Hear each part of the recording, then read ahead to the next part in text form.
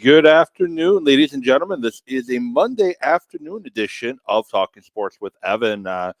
Very rare Monday afternoon edition. Normally, I'm at work during this time frame, but with Memorial Day being a holiday, I am off and I get to bring you sports talk here this afternoon, and lots to discuss here today. The Starting with the Milwaukee Bucks, it is looking like the Milwaukee Bucks have made their head coaching decision. It hasn't been officially made official yet, but it's sounding like it will be Adrian Griffin, assistant coach from the Toronto Raptors.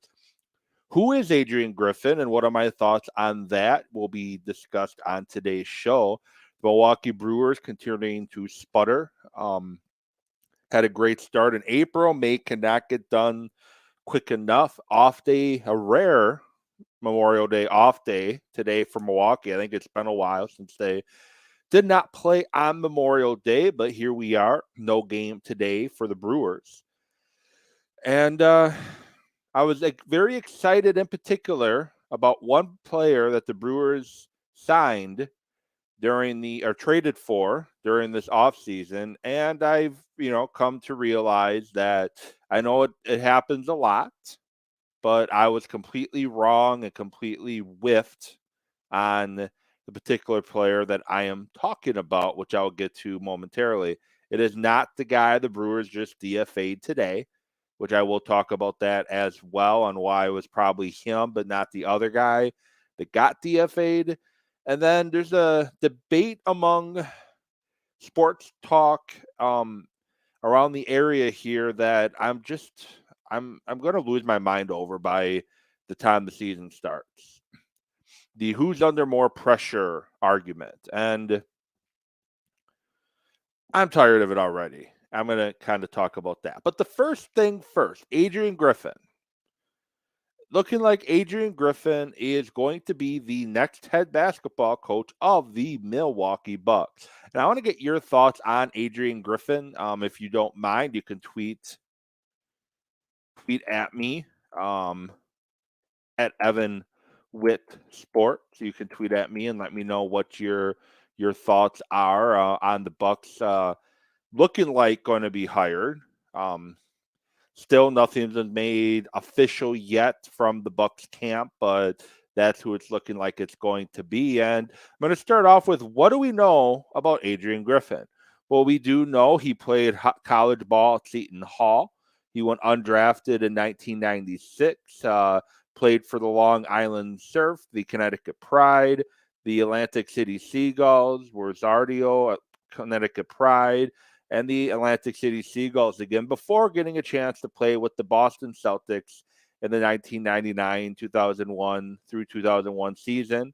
Spent a couple years in Dallas, spent a year in Houston, spent a year in Chicago, spent another year in Dallas, and then another year back in Chicago, and then in Seattle. And then he was with the Milwaukee Bucks very briefly as a player, and did not make the final cut in Milwaukee, and he became an assistant coach under Scott Skiles' coaching staff in 2008 through 2010. From there, he worked with Tom Thibodeau, and from 2010 to 2015, spent time as an assistant, spent time in Orlando as an assistant in the 2015-16 season. 2016 through 2018, he was in Oklahoma City. And up until he now is looking like going to get the Bucks job, he has been an assistant coach for the Toronto Raptors. And I guess we don't really know anything about him. That's kind of the point I'm making. I read his bio on Wikipedia because that's really all we know about Adrian Griffin. We know his resume. We know what he has done in the past as an assistant coach. We know who he's played with, who he's coached with, but we don't really know a lot about him. And that's just how it is. It sounds like he's got a lot of respect from a lot of players. He was an assistant with the USA coaching staff. He was an assistant with the USA coaching staff that won the gold in 2014 at the FIBA World Cup. And it's, you go through Twitter, a lot of his former players, a lot of his former people that covered him, his family, they're all super pumped and excited for him. I see how everyone else is reacting to Adrian Griffin looking like he's getting the head coaching job of the Bucks. I see how his peers are reacting, and it definitely makes me intrigued and feeling a little better for the move than I did prior to it being. And it's not that I didn't want him. The other finalists, Nick Nurse and Kenny Atkins. Nick Nurse actually just now at push on my phone. Nick Nurse is going to be the head coach of the Philadelphia 76ers. So he's going to have likely two superstars he gets to try to coach to a championship. So we'll see what he can do in Philadelphia. But I'm happy that the Bucks went different. They brought in Budenholzer 5 years ago, guy who got let go in Atlanta. And yes, I wanted Budenholzer, but they go with the guy with some head coaching experience. You could have went with the head coaching experience route again. You could have went with Atkins. You could have went with Nick Nurse. You could have went with Monty Williams, for examples. But we kind of already know what those guys are and what they have to offer. And the big wild card is, what are you going to do with Giannis? Giannis is the star player on this team. What are you going to do offensively that can even unleash him even more than we've already seen thus far in Giannis's career? And I don't really see anything in Nick Nurse's profile as a coach. He did great with Kawhi Leonard, but Giannis is not the same type of player as Kawhi Leonard. He did great with a guy like Kyle Lowry before he got moved. Monty Williams has Ayton there, and I'm not saying he's the same. Obviously Giannis is much better than Ayton was in Phoenix, but he never really got the most out of him, and he's a very solid basketball player there. He knows how to run a very guard-centric offense, but how is he going to incorporate Giannis into that offense? Adrian Griffin is new. He's been around some really good defensive-minded, hard-nosed coaches, and he's been around Nick Nurse, and maybe he's one that can take a little bit of everything that he's learned as a player and a coach and work on developing the team, and maybe work on developing Camp a little bit. And I've read and I've seen numerous places talk about how now he can develop the young players on this team. And in reality, the Bucks only have one young player on this team, to be perfectly blunt. That is Camp. AJ Green is who he is. He's a two-way player, and that's all he's ever really probably going to be, unless he goes to a bad NBA team somewhere else.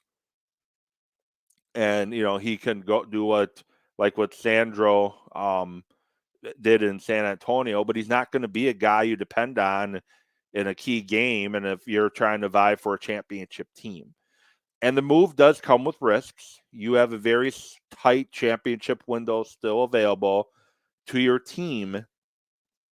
And it's always risky going with the unknown. So that's the big. And then Giannis wanted him, apparently. And I've seen people people are fine with Giannis having the input in the new coach. And I've seen people that aren't happy with Giannis being involved in this decision. It was actually Giannis and Middleton involved in this decision. And I have no problem with that. I don't have an issue with Giannis and Middleton helping give their input on who the next head coach should be of the Milwaukee Bucks. They're the ones that have to play with him on the floor. They're the ones that have to buy into his leadership and what he's trying to sell to this team. They have to play with him. The GM and the owners just sit back and watch the product on the court while those two have to play with him for 82 games. You better get your input from your star players. And they did the same thing when they hired Budenholzer. They had Giannis and Middleton sit down with him. Tristan and I talked about that when Bud got let go and they hired their new coach. It would probably be Giannis and possibly Middleton getting some say on who that coach is going to be. And I don't have a problem with that. And I'm sure Giannis wants to know, how is he going to be used? How is he going to be utilized? What are you going to do to challenge him to be a great player?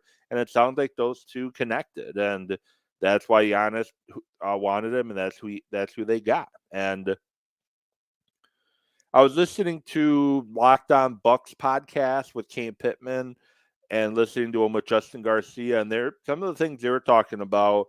You got to start finding new ways to utilize Giannis than just being the one of the main ball handlers and charging downhill like a bull in a bull going, seeing red.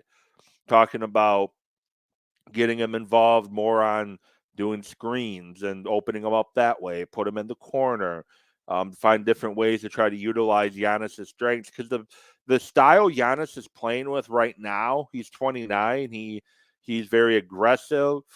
He's going to probably have to, at least in the next couple years, he's going to have to reinvent himself as an NBA player. He's not going to be able to be that bully, run people over from the top of the key, flying through the air and then hit the ground for much longer, for the fact that that's going to catch up to him. And we've seen NBA players have to make adjustments to their careers in the past, where we saw Dwayne Wade have to change the type of player he was. Derrick Rose has had to adapt with the type of player he is. Vince Carter had to adapt to become a different type of player. Giannis is going to likely have to do the same. And this coaching decision is going to likely be the guy who starts helping Giannis develop what the next step on is in his career. And we've seen LeBron have to make changes to himself to become the player that he is now. And we'll see what happens with Griffin. And like I mentioned, I personally like the move. I like going with a former player and not necessarily going with another retread, do something different.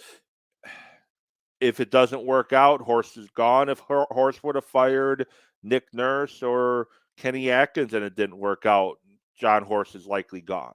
But let's give Griffin a chance. Give him a chance to see what kind of coach he's going to be. Is he going to do the things that, as Bucks fans, we've been wanting to see? Are they going to do more ball movement on offense, where guys aren't just standing around, but they're moving around all over the place, setting screens, moving around, passing the ball around, trying to find the best way to attack rather than turning into more of an ISO type style? And every coach who the Bucks interviewed, including the final three, they all had their warts, and Griffin, they feel warts were the less out of the other options that they had. So moving on to Packer news. So not really Packer news, but what I want to say about the Packers. And this is what I'm getting tired of with the Packers right now and the coverage of the Packers. And I know we don't have a lot to discuss right now, being that it's May 29th at the time of the show. But the couple arguments that I'm tired of is everything that Love and Rodgers does at OTAs, everybody's magnifying it to be bigger than it actually is. It was the first OTAs, and Love started slow and then got better as practice went on. That's fine. I'm fine with that. I'm not going to overreact to what Love is doing on May 25th of 2023. It's all a process to see if he can look like a starting quarterback come week 1 of the 2022 NFL season. That is what we need to see. We need to see progress. And he comes in maybe a little too excited and rushing things and too amped up because, hey, this is my team now, and he probably needed to settle down a little bit. but as practice went on, he was better. The other thing is who's under more pressure under more pressure, Aaron Rodgers or Jordan Love. I don't like that argument for the fact that we shouldn't be putting Jordan Love under a ton of pressure right now. He's going to be a first-year starting quarterback in the National Football League, and his expectations are to look like he belongs as a starting quarterback in the National Football League. Those are the only expectations we should have on him right now. We shouldn't have the expectations that he's going to be another Aaron Rodgers. We shouldn't have the expectation that he's going to be a Brett Favre. We shouldn't have the expectations that he's going to be another Brett Hundley. The only expectations right now I have on Jordan Love is that he looks like he belongs as an NFL starting quarterback. I'm not worried about wins and losses in 2023. Of course, I would love to win every game that the Packers play in 2023, but I know that's not realistic. 2008, the Packers went 6-10. Rodgers' first year as a starter, they went 6-10. But the thing is Rodgers looked like he belonged as a starting quarterback in the league. That's all I want to see from Jordan Love. And that's all I'm fine with. The Packers could go 4-whatever, 6-11, 3-14. If Jordan Love looks the part, he looks like he belongs on the field, then it was successful for Jordan Love. And we can build off of that. If Jordan Love completely falls on his face, does not look like he belongs on the field at all, well, now you got to start maybe thinking about taking a quarterback in the 2024 draft with Caleb Williams and May as options, and maybe thinking about moving on early from him. But to me, that's the expectations, and I'm tired of the argument on who's under more pressure this season. Rodgers is clearly under more pressure. The Jets are expecting a Super Bowl. Is it realistic expectation? No. They're in a tough division. They're in a tough conference. But that's where the difference is between Aaron Rodgers' expectation and Jordan Love's expectation. I just want to see that Jordan Love can be a competent quarterback in the NFL. And we got to be patient with him. He may struggle week 1. He may look great week 1 and then struggle week 2. He may look great for the first 3-4 weeks of the year and look bad for the next 3-4 weeks of the year. Quarterbacks that haven't started a game, well, he started one technically, but quarterbacks that haven't started a game really yet, they struggle to develop, and that's what we're going to have to work on seeing out of Jordan Love. And again, it's all about progress from week to week to week. The other argument that I'm seeing a lot that I am kind of getting tired of already too is I won't get into that one right now. I'm going to move on to the Milwaukee Brewers. So I was very excited when the Milwaukee Brewers brought in a certain player this offseason. I should say who they traded for this offseason that, they ended up trading Hunter Renfroe. And then later after that, in a completely unrelated move, they traded Colton Wong to the Mariners, and they brought back Jesse Winker in return. And at the time, I was happy with the move because you look at Winker last year. Yes, he did not play that well, but you look at Jesse Winker in 2021 in 110 games, a 305, 394, 556, 950 stash. He hit 24 home runs, 71 RBIs, 53 walks, doesn't strike out a lot, gets on base. In 2020, he was a 255 hitter with 12 home runs in this shortened season. In 2019, he hit 16 home runs, batting 269. In 2018, he hit 299, hitting 7 home runs. So Winker looked like a player on the rise, and I was excited about it. And then you looked at him, like I said, you looked at him last year. Injury. He did have 14 home runs, but he was hurt most of the year, wasn't happy playing in in Seattle, and things didn't go well for him. But my thought process was, he's in a new home. He's mashed, he's raked at American Family Field in the past as a member of the Reds, and he was a guy I was expecting to get another left-handed batter that could put up some pretty good numbers. Unfortunately, it hasn't happened, and I was wrong. Winker is no longer a serviceable MLB baseball player.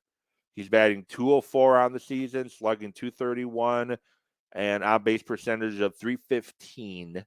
And that 315 is, well, it should say every line that he's slashing right now is career lows for him.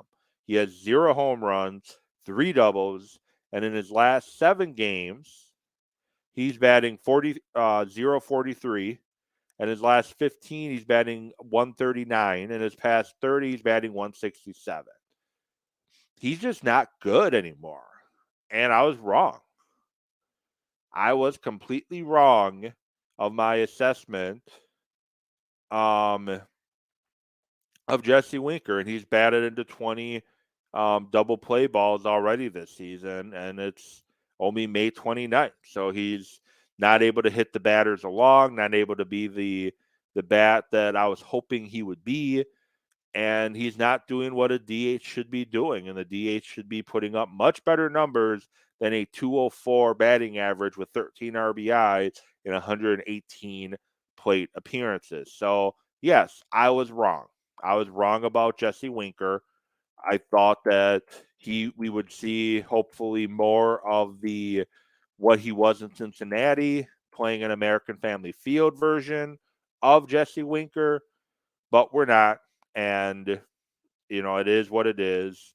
He's not been DFA'd as of yet. Luke Vogt got DFA'd today. And I'm pretty sure the reason why Luke Vogt gets DFA'd and Winker doesn't, I think they're going to give Winker as many opportunities as they can to see if they can turn him around, because Winker's still owed quite a bit of money this year. And this is last year of his contract, where Luke Vogt, they're not really paying anything. He's not producing. It's not going to hurt much on the bottom line when it comes to just releasing him. And my apologies. The 20 was grounded into double play opportunities for Winker. So he's grounded into 20 double play opportunities. Hasn't hit into a double play. So that's my apologies there. I misread the stat for a second. As opposed to Hunter Renfroe, who is batting 252 on the year with 10 home runs and 29 RBIs, and he's got a 455 slugging and a OPS of 760. So that would look much better in the lineup right now. I know I do question how he is as a locker room guy. He's played in 5 different teams in the last 5 years. He's really bounced around, has not been able to find a home. Spent some first 4 years of his career in San Diego, and then 2020 Tampa Bay, 2021 Boston, 2022 Milwaukee, 2023 LA. He's not been able to find a full-time home. I questioned, does he have issues in the locker room that is part of the reason why? But maybe I should overlook that and leave him in the house right now. But the Brewers' plan all along, though, was let the young guys play. Weimer is supposed to be in right field right now. Garrett Mitchell is supposed to be in center right now. They're supposed to be getting most of those at bats. You moved Renfroe because you wanted to give your Weimers, your Mitchell, possibly your Freliks. You want to give them your Terang. You want to give them every opportunity possible to show that they are ready to play at the major league level. And Weimer has done exactly what I expected. We could see better from him, but things could be worse. Terang has done and Weimer's done some great things defensively. Terang's done some really good things defensively, playing shortstop a little bit now with Adames on the IL with a concussion. His bat's been up and down again, exactly what I expected. And Mitchell was playing really good baseball before his shoulder injury pretty much ended his season this year before he really got a chance to even get going. So, not ready to panic about the Brewers yet. They do play in a not good division in the NL Central. The NL Central is just not good, and they're a game and a half up on Pittsburgh for first place. Pittsburgh's probably going to continue to fade. The Cardinals had been red hot before losing yesterday and now again today. The Reds, the only team in the division coming into today with a winning streak. The division's awful. The Brewers have just enough to potentially sneak away a division win. But the big thing is the Brewers need to get healthy. Luis Urias will probably be brought up soon. He's on a rehab assignment. My guess is they didn't do a corresponding roster move for with Luke Vogt at this point, just because they're probably going to look to move Urias back onto the 40-man because he was on the 60-man. They're probably going to put Urias back on the 40-man and then put him back in the major leagues, and he'll probably become play a lot of third base, while Brett Anderson plays right field. And how good has Brett Anderson been? His defense has been outstanding, and his bat's really come along for Milwaukee, and he's been a godsend. He can play both right and third. I think he's played more third than the Brewers were anticipating at this time, but he can do both, and he's showing that he belongs as your everyday third baseman. But with how bad Tyrone Taylor is, you may have to put him out in right field and have Owen Miller and Luis Urias play that third base spot once Adames is off the IL and Miller can move from second to third. So, but this Brewer team needs to get healthy. They need Christian Yelich to be more consistent. We saw a blurb from Christian Yelich against Kansas City when he just completely went, but crazy hitting the baseball. But since that great streak in Kansas City, his last 7 games, in his last 22 at bats, he's batting .227, .346, .318. No home runs, no RBIs, 4 walks, 5 strikeouts. That's what he's done his last 7 games. So Yelich needs to get going once again to get this Brewers offense. And the big thing is they got to get more consistent out of their offense. And as I mentioned, thankfully the division the Brewers are in are not very good. I still think at this point the Cardinals are going to end up winning that division, as painful as it is for me to say that. I think the Cardinals end up winning it, but I think the Brewers, if they get healthy, have enough horses in order to win this division. So later this week, I will be bringing you a Thursday edition of Talking Sports with Evan, my usual night for the show. I will be talking about some rule changes in the NFL. Green Bay getting the NFL draft. I will be talking about that on Thursday and give you any latest updates on the Milwaukee Bucks head coaching hire and the hopefully the Brewers starting tomorrow get a build off their win from Sunday. So with that said, I hope you all have a great rest of your day. Enjoy the weather if the weather is nice, and please remember why we do celebrate the day that we do celebrate today. For those men and women that gave their lives to allow, give us the freedoms that we do have. With that said, have a great rest of your day. I'll talk with you all later this week.